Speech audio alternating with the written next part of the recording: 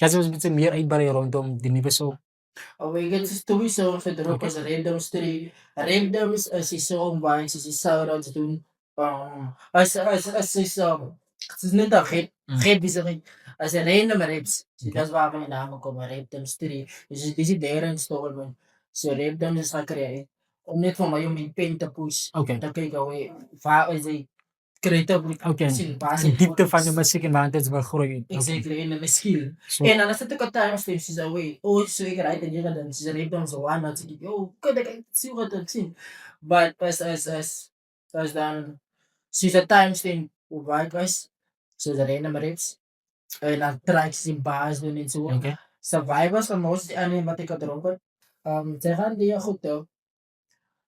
Dan krijg je misschien een opportunity, nee. Om iemand uit te komen, misschien wel een week of zo. En dan is hij een van hem iets een beetje omge. Alleen het ook apply misschien voor die dan. En dan kon hulle die maken. Of hulle het dit gemaak en dat sy gemaak, maar dan voel sy, joh, hy pas so net actually meer bedien. Hoe het meer Meer nodig. nodigheid is wat sy, ja. So partykeer soos ek is baie, ek sê ek is 'n bietjie baie bevoorreg, baie lucky om van die goed te doen wat ek doen. Maar ek sê ek is baie as baie genade wat daarmee is. 100%, ja. So survivors en Moses vir hy wat ek voel is die man het miskien maar gaan slice. En as dit ook mense wat miskien wat op die pad was en wat miskien verkeerde besluite Dit gemaak maak het. het. So en toe nie gekom het waar hulle wou wees. Moontlik kon wees ook, ja. Ja, maar ja, dat kon wees.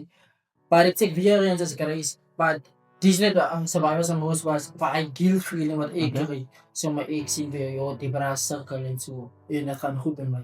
100%. Dis wat sy ooit